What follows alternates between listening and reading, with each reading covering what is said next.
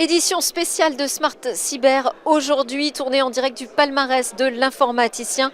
On commence cette émission avec le point cyber et Benoît Grunemwald. Bonjour. Bonjour. Benoît, merci de nous avoir rejoints, mais vous n'êtes pas là pour rien puisque vous êtes le directeur des affaires publiques et expert des laboratoires EZ qui a reçu un prix que l'on voit positionné devant vous. Félicitations. Le prix de la rédaction dans la catégorie EDR. Bravo. Merci. Mais c'est pas de ça dont on va parler ensemble.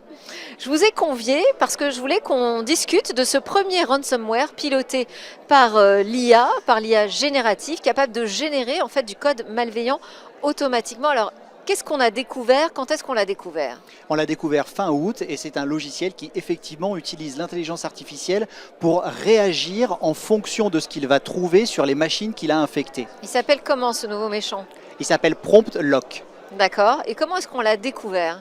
Eh bien, on l'a découvert parce qu'on fait des analyses, notamment sur Virus Total, qui est un espace sur lequel les chercheurs, mais également les entreprises, peuvent partager des samples, des échantillons de virus. Et il se trouve d'ailleurs a posteriori qu'on avait deviné que c'était un proof of concept, donc un test, et un chercheur a effectivement affirmé la paternité de ce logiciel et il a déclaré que d'ailleurs il n'aurait pas dû se retrouver dans la nature. Malgré tout, quand on l'a analysé, on a été extrêmement surpris. C'est-à-dire que ce logiciel va créer des scripts en fonction de ce qu'il va trouver et va non pas télécharger l'intégralité d'un modèle d'intelligence artificielle sur toutes les machines qu'il infecte, ce qui serait impossible à faire tourner, mais il va utiliser des API publiques pour aller requêter des modèles d'intelligence qui sont dans le cloud, donc ceux que l'on peut utiliser nous au quotidien. Et grâce à ça, en ayant ces prompts et en ayant les réponses de la part de l'intelligence artificielle, eh bien, il va pouvoir évoluer dynamiquement et en temps réel sur les machines qu'il infecte. En fait, c'est un malware qui utilise une IA générative comme nous pour trouver des solutions. Exactement. Alors du coup, le professeur, pas le cybercriminel, mais celui qui l'a créé, a anticipé quels étaient les cas d'usage qu'il allait rencontrer, a codé ces différentes questions, ces différents prompts, et grâce à ça, eh bien, il va interroger cette IA au sein de cette intelligence artificielle. Donc ça, c'est vraiment une nouvelle génération aujourd'hui de menaces. Je voulais qu'on passe au conseil du pro. Vous êtes un pro de la cybersécurité, Benoît. Qu'est-ce que vous nous conseillez face à cette nouvelle génération de menaces qui arrive ? Eh bien, il y a plusieurs aspects à considérer, notamment en fonction de sa taille et de sa maturité. En ce qui concerne la maturité, eh bien, on voit qu'il y a certaines entreprises qui sont aujourd'hui soumises notamment à NIS 2, bien entendu au RGPD. Donc ça veut dire qu'il faut prendre en considération la façon dont on va travailler avec son IT. Il y a un certain nombre de secteurs, notamment le secteur bancaire ou le secteur financier, qui est aussi soumis à DORA et d'autres réglementations. Et dans ce secteur-là, on a assez peu de place à la liberté. Ce qui veut dire que les collaborateurs, par exemple, ne vont pas être autorisés à utiliser ChatGPT ou d'autres modes, d'autres intelligences artificielles. Et c'est ça qu'il faut contrôler. Comment les utilisateurs vont pouvoir sortir et où ce qui se passe sur notre réseau, parce qu'en l'occurrence pour Prompt Lock, eh bien, il se faisait passer pour un logiciel légitime sur la machine et communiquer comme si c'était un utilisateur vers une intelligence artificielle. Alors on ne va pas interdire à tous les collaborateurs d'une entreprise de prompter pour aller chercher des réponses au risque d'être pris pour un malware ou non. Non, c'est à réguler et à encadrer. Notamment, il y a des solutions qui sont internes à l'entreprise, qui peuvent très bien fonctionner, des solutions qui sont encadrées dans des data centers qui sont propres ou à l'entreprise ou en colocation. Et puis si on utilise des IA génératives généralistes, eh bien, il faut effectivement être conscient de ce que l'on peut faire ou pas avec.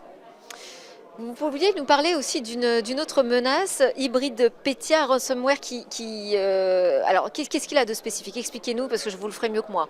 Alors, encore une fois, on l'a trouvé aussi sur Virus Total. Et là, on ne pense pas que ça soit l'œuvre d'un chercheur, mais bien d'une menace qui évolue. Et ce qu'il faut se souvenir, c'est que NotPetya, oui, avait fait plus de 10 milliards de dégâts, de 10 milliards de... C'est un très mauvais souvenir. Hein, c'est un très mauvais souvenir pour toute la profession et pour tous ceux qui se sont fait attaquer par NotPetya.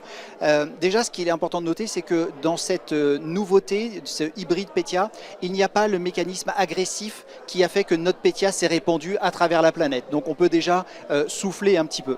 Malheureusement, au sein de ce logiciel malveillant, il y a tous les éléments qui ont fait l'agressivité de l'attaque NotPetya, avec notamment la possibilité de chiffrer la table de partition NTFS, ce qui veut dire que c'est l'endroit où où le système va chercher tes informations concernant les fichiers, d'une part, et d'autre part, qu'elle est capable d'attaquer cette menace, l'UEFI. Donc l'UEFI, c'est anciennement le BIOS, c'est ce qui va démarrer la machine et faire en sorte que Sans la ça, il machine n'y a puisse pas évoluer. de démarrage de Windows. Et alors sans ça, il n'y a pas de démarrage de Windows, de Linux ou même d'un Enfin, autre oui, du système, système parce qu'on est vraiment d'exploitation. sur le démarrage, le cœur même de la machine. D'accord. Et là encore, un conseil peut-être à partager avec nous?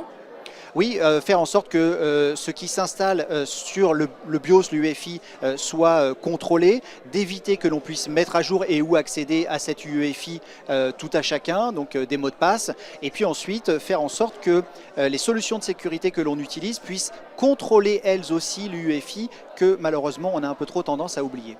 C'est vrai? Ah oui, c'est ce que vous constatez. Alors, ESET a aussi rejoint un groupe de travail Europol. Est-ce que vous pouvez nous en dire plus sur l'objet du travail cyber avec Europol, ce que vous en attendez?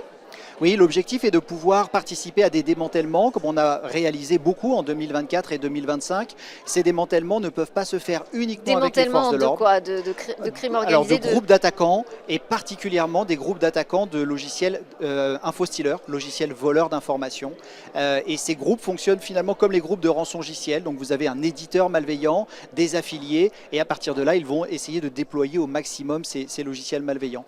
Et comme ils opèrent dans le monde entier, les forces de l'ordre doivent s'unir, mais les privés, les entités privées comme nous sont également de la partie, notamment pour analyser à la fois les infrastructures, mais également les logiciels malveillants. Et donc on va collecter, et dans le cas des infostealers, on a participé à plus d'une année de recherche dans le plus grand des secrets avec les forces de l'ordre pour collecter et analyser les infrastructures et le fonctionnement des cybercriminels, pour ensuite donner ces éléments aux forces de l'ordre et à la justice pour qu'elles puissent, elles, mener leur propre action. Et vous en avez vu le résultat en fait des opérations derrière qui ont pu être menées de manière très concrète? Oui, et d'ailleurs 2024 et 2025 ont été pour moi l'année sur lesquelles on a le plus lutté contre les infostealers.